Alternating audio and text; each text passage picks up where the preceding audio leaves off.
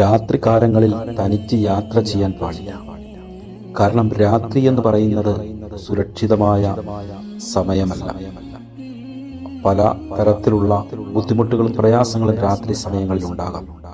കള്ളന്മാരുടെയും കൊള്ളക്കാരുടെയും ഉപദ്രവങ്ങളും വന്യമൃഗങ്ങളുടെയും മറ്റും ശല്യവും ഒക്കെ രാത്രി സമയങ്ങളിൽ ഉണ്ടാകാം. തന്നെയുമല്ല, രാത്രി കാലത്തിലുള്ള യാത്രയിൽ എന്തെങ്കിലും അപകടം പിണഞ്ഞാൽ എന്തായിരിക്കും അവസ്ഥ?